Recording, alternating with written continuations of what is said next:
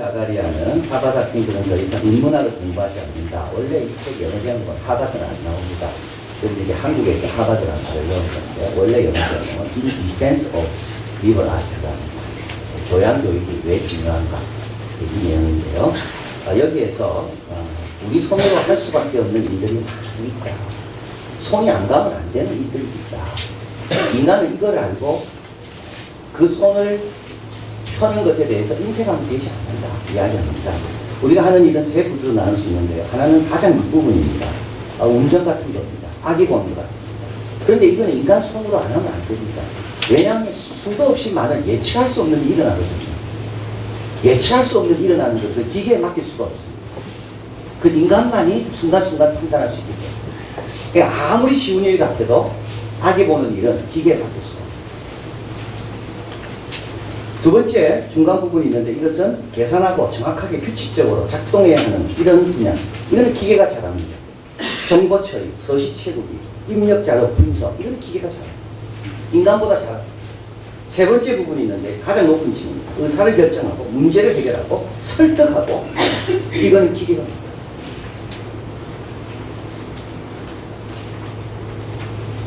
교육비가 비싼 이유가 여기 있다고 말합니다. 교육은 인격 대 인격으로 이루어지거든요. 교육이 효과를 보려는 인원은 딱 정해져 있습니다.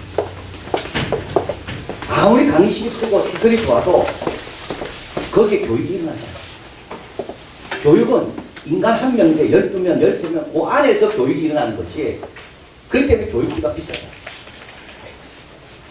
여러분, 자녀 교육이 힘든 이유가 왜 그렇습니까? 여러분, 자녀를요 쉽게 생각하는 사람은 정말 잘못된 거예요. 자녀는 쉽게 키워질 수가 없습니다. 부모가 그만큼 아파야 되고, 부모가 그만큼 울어야 되고, 부모가 그만큼 시간을 보내야 됩니다. 자녀에게 부모의 좋은 이미지가 남으려면 부모의 손이 그만큼 가야 되는 겁니다. 우리 예수님께서 시험을 받으십니다. 도스토옙스키는 가라마조프가의 형제들에서 예수님께 이렇게 시험하죠. 돌로 떡이 되게 해라. 위에서 뛰어내려라. 너 나에게 절해라. 내가 영광 다 줄게. 그 말은 뭐냐면, 도스토옙스키의 묵상에 의하면 사람을 끄는데 제일 좋은 방법이 바로 이런 방법이라는 거예요. 떡 주면요 사람 작게 돼요. 모든 게 경제 문제 아닙니까? 경제 문제 풀겠다면 국민들이 다 투표해 줍니다.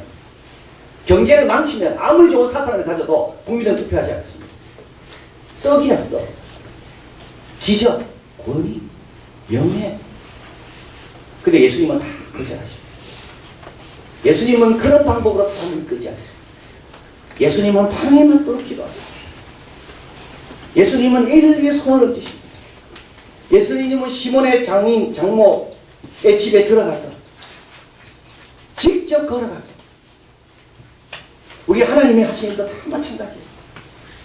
가난한 자에게 좋은 것으로 먹이시기 위하여 우리 그 하나님이 능한 팔이지만 직접 한 명 한 명. 신앙생활도 마찬가지예요. 쉬운 길은 없고 빠른 길은 없습니다. 효율성이라고 생각하면 안 됩니다. 신앙생활은 굉장히 아날로그입니다. 시간을 보내야 되고 기다려야 되고 참아야 되고 견뎌야 되고, 효율성이 떨어지는 것 같아도 기다리고 묵묵하게 감당해야 되고. 우리 교회는 효율성 집단이 아닙니다.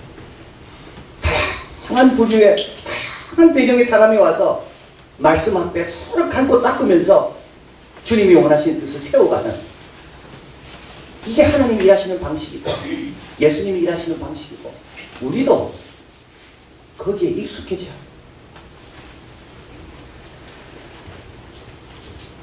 인격의 변화, 인격이 변화되는 것과 관련돼서는 우리의 손이 가요. 한 명 한 명 다 특별합니다. 세례요한이 잉태되고 예수님의 수태고지가 알려지고 마리아와 엘리사벳이 만나게 되고 세례요한 태어납니다. 사가랴가 이제 입이 열려서 하나님을 찬양합니다. 자신의 아들이 태어난 것도 기쁜 거지만 더 큰 기쁨, 더 큰 감사는 바로 메시아가 오신다.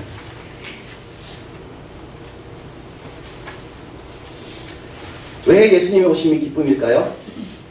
그 예수님은 우리가 필요한 세 가지를 해주시기 때문에 그렇습니다.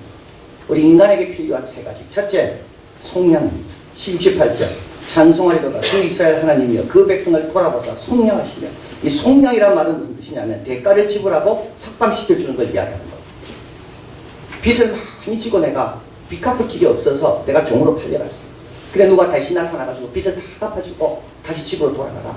너는 더 이상 종이 아니다. 이게 속량이에요. 모든 인간은 죄를 지었거든요.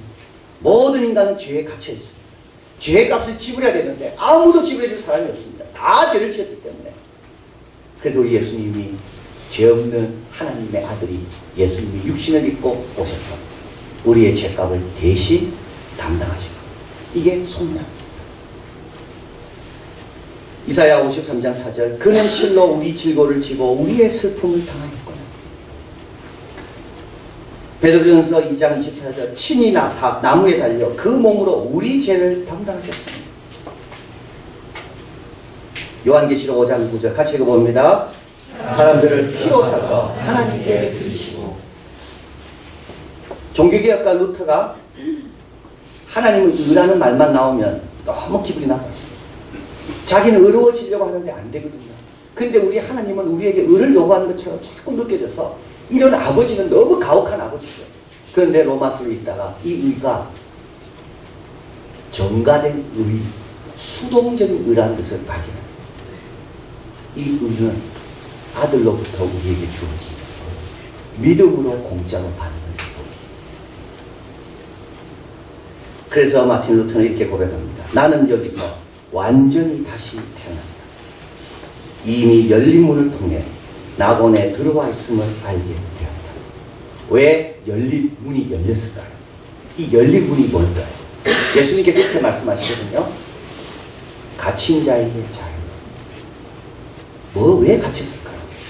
죄 때문에.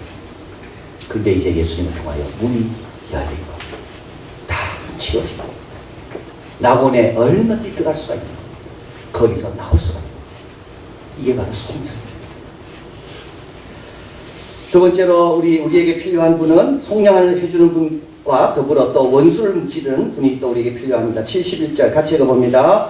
우리 원수에게서와 우리를 미워하는 모든 자의 손에서 구원하시는 구원이라. 자, 이거 원수가 나오죠. 원수는 우리를 미워합니다. 그래서 우리가 잘 되는 것이 싫습니다. 당시 사람들은 이 원수가 로마 사람인 줄 알았습니다. 그래서 예수님이 오셨을 때 로마 사람을 다 무찌를 줄 알았습니다. 그런데 예수님은 로마 병정에 의해 끌려가시고 십자가에 달려 돌아가시고. 아마 마리아도 메시아가 오심을 기뻐했지만 마리아도 아직까지 그 메시아는 로마에서 해방하는 메시아가 알았을 겁니다. 그래서 마리아가 처음에는 그렇게 고백하다가 나중에는 예수님을 믿지 않잖아요. 왜냐하면 자기가 특별하게 태어난 이 메시아가 이 나라를 구원할 줄 알았는데 이분은 제 아들을 데리고 다니시고 병은 고치지만 특별한 정치는 일은 안 하시니까. 여기에 원수는 사탄, 마귀를 뜻하는 겁니다. 사탄은요, 우리를 미워합니다. 우리 잘 되는 게 싫습니다. 에덴 동산부터 시작해서 지금까지. 그래서 사탄이 미워해서 우리에게 하는 게 있습니다. 74절에서 75절. 사랑하는 자는 이렇게 안 합니다. 사랑하는 자는 이거 반대로 행합니다. 한번 읽어봅니다. 우리로 원수의 손에서 건지심을 입고 종신토록 주의 앞에서 성결과 의로 두려움 없이 섬기게 하리라 하셨도다. 우리를 미워하는 자는요, 항상 우리에게 뭘 줍니까? 두려움을 줍니다.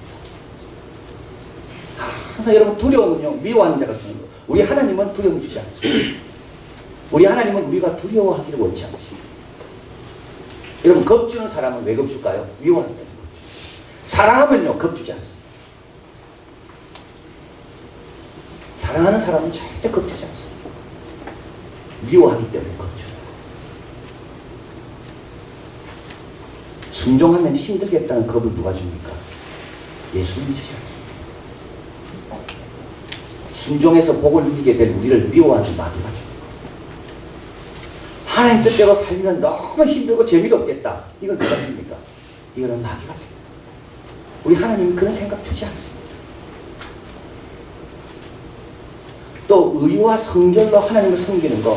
하나님은요, 사랑하는 자는 야, 너 참 의롭게 여겨주고 너 참 괜찮다 이렇게 해주지, 마귀는요 끊임없이 우리의 죄를 지적합니다. 과거에 잘못한 것 지적합니다. 이게 마귀가 아니에요. 미워하는 자는 어떻게 하지 아십니까? 죄를 지적합니다. 조금만 뭘 하려고 그러면 또 죄를 지적합니다. 왜요? 미워하니까. 여러분, 사랑은 다른 게 아닙니다. 사랑은요, 죄를 눈 감아주는 게 사랑이고, 사랑은 다 잊어버리는 게 사랑이에요. 또 마지막으로 종신토록 수고하지 못하게 합니다.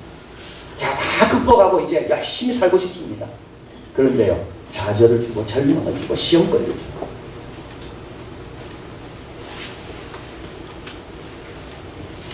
마귀는 우리에게 미움을 줘서 하나님께 순종하지 않게 하고, 순종했습니다. 근데 마귀는요, 중간에 포기한다.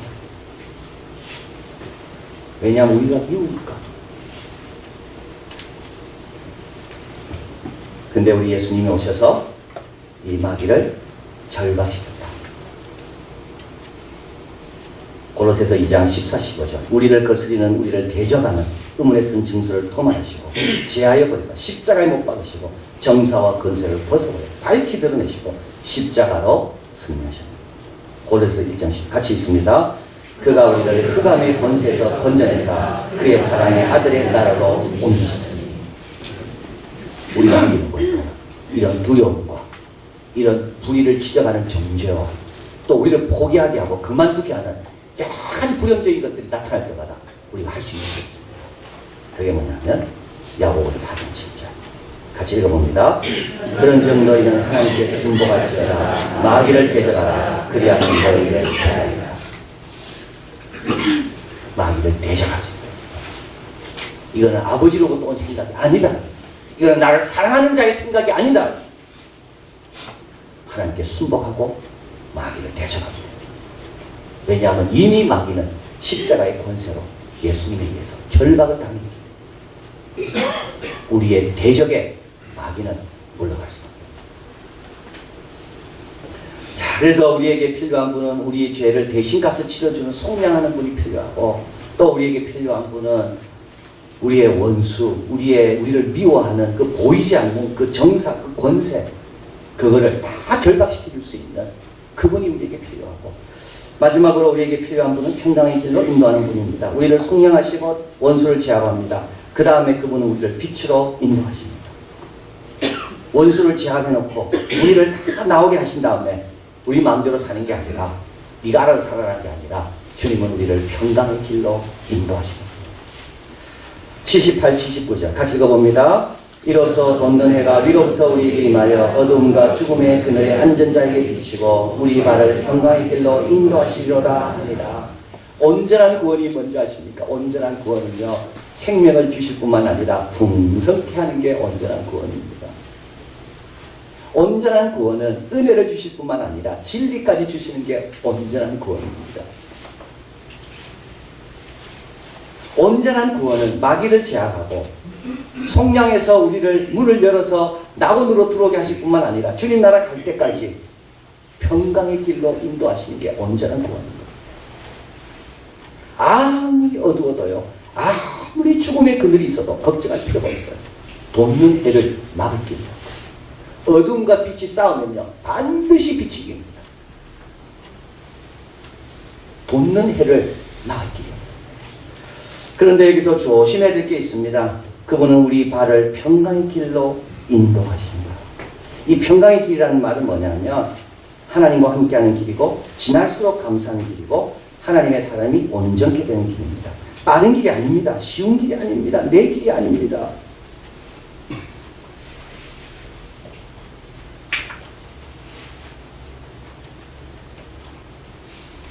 평강은요, 하나님과 함께할 때 평강한 것이고 지날수록 감사한 게 평강의 길이고 하나님의 사람으로 점점 내가 성장할 수 있는 그 길이 평강의 길인 겁니다.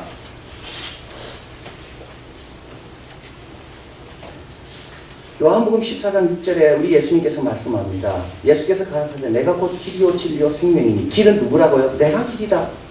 세상이 길이 아니고 네 생각이 길이 아니고 네 판단이 길이 아니다. 내가 길이다.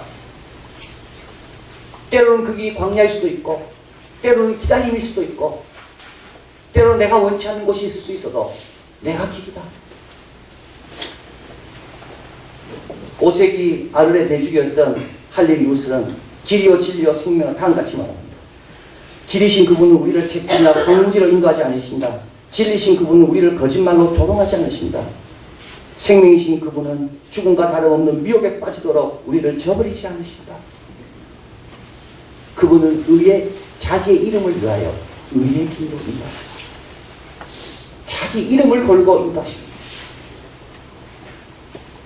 샛길로 황무지로 빠지게 하는 분이야. 그분은 나중에 우리를 조롱하려고 거짓으로 인도하는 분이야. 그분은 우리가 미혹을 받아 정말 잘못된 길로 간다 할지라도 그분은 생명이시기 때문에 그에 개의치 않고 개입하셔서 우리를 건져내십니다. 우리가 할 일은요, 내 길을 주장하는 게 아닌 것. 그분이 길이라. 그분이 길이라. 마르크 블루가 적은 기적을 행하는 왕이라는 책에 보면 연주창이라는 병이 나옵니다. 그건 결핵성 경부 임파선염입니다. 그래서 결핵이 목 부위로 감염이 되고 얼굴에 고통이 고름이 생기기도 하는 이 병입니다. 이걸 가리켜서 이제 연주창이라고 부릅니다. 그런데 이 연주창은 특별히 왕이 치료를 많이 했다 해서 왕의 병이라고 알려져 있습니다. 프랑스는 1000년부터 1825년까지 825년 동안 이 병을 왕이 치료를 했습니다. 영국은 1100년부터 1714년까지 약 한 610년 동안 영국의 왕이 이 병을 치료했습니다. 그래서 700년, 800년 동안 일반 백성들은 다른 병은 몰라도 이 연주창은 왕이 고칠 수 있다고 믿었다는 거예요. 이게 실제 사실입니다. 그래서 이 마르크 블로그는 이건 안학학파로서 역사를 위한 변명을 적은 정말 역사학자의 역사학의 대가입니다. 이 사람은 56세 때 레시스탕트에 들어가서 총살을 받아 죽을 정도로 정직하고 활동적이고 실천적인 그러면서도 학자, 뛰어난 학자입니다. 많은 거리가 마르크 블로그로 되어 있고요. 그리고 육군사관학교, 경찰학교 졸업생들이 자기 기수의 이름을 뭐로 정하는가? 이때 마르크 블로그로 정한 기수들이 많다고 합니다. 근데 이 사람이 다 자료를 조사해서 연주창이라는 왕이 손을 얹고 하나님이 고치신다는 이 병이 어떻게 해서 백성들 가운데 800년 동안 700년 동안 그렇게 행해졌고 백성들을 믿었는가 이거를 쭉쭉 조사한 것이 이 기적을 행하는 왕이에요. 그는 이렇게 이야기합니다. 당시 사람들은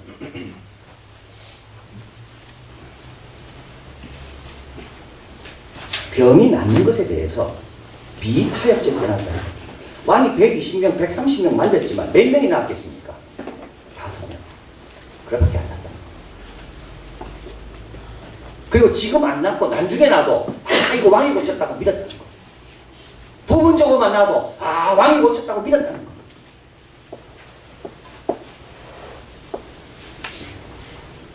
이분들은 그 당시 800년 동안 700년 동안 손 대자마자 나아야 된다는 생각을 한 사람은 아무도 없대요. 조건적인 기적도 받아들였고 후에 나타나는 기적도 받아들였고 안 나타나도 다른 마을에 한 명이 나왔다면 이 기적을 믿었다는 거예요.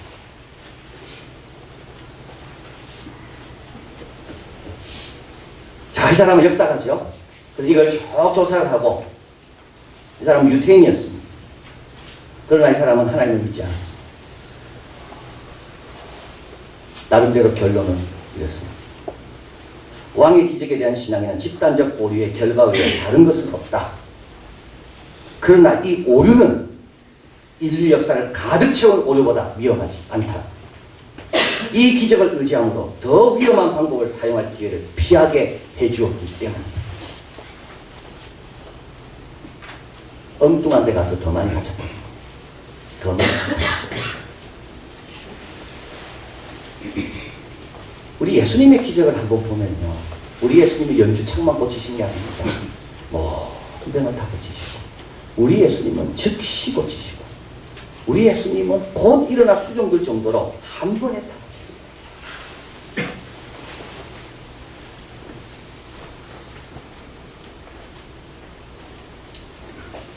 그런데 그분은 오늘도 우리의 기도를 주목하시고 우리와 함께 동행하기를 원하시고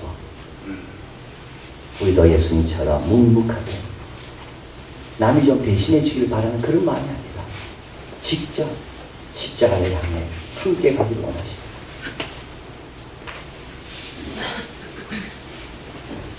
76절 이하여 내가 지극히 높으신 이의 선지자라 이끌음을 받고 주 앞에 앞서가서 그 길을 준비하라. 이거 이제 세례 요한에게 아버지가 예언으로 말씀하는 겁니다.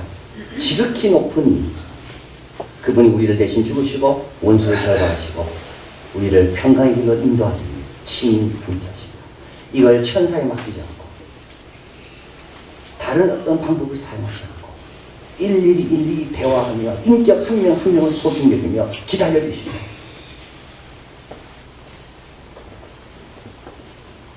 동행하시고 또 다가오시고 갇힌 장소에서 나와 또 우리는 이제 우리가 할 일은 뭘까요? 마귀를 대적하면서 더 이상 두려워하지 마십시오. 봉사도 두려워하지 마시고요. 순종도 두려워하지 마세요. 십자가도 두려워하지 마세요. 이건 하나님 주신 생각이에요. 사람도 두려워하지 말고 더 사랑하리라 이러면 뭐가 두렵겠어요? 그리고 그분이 길이라는 걸 믿고 오늘도 나도 예수님처럼 아날로그적으로 묵묵하게 진실되게 바르게 한 걸음 한 걸음 신앙의 정도를 걷는다면 평강의 길로 인도함 받고 우리도 예수님처럼 영광 돌리는 복된 삶을 사는 우리가 되길 믿습니다.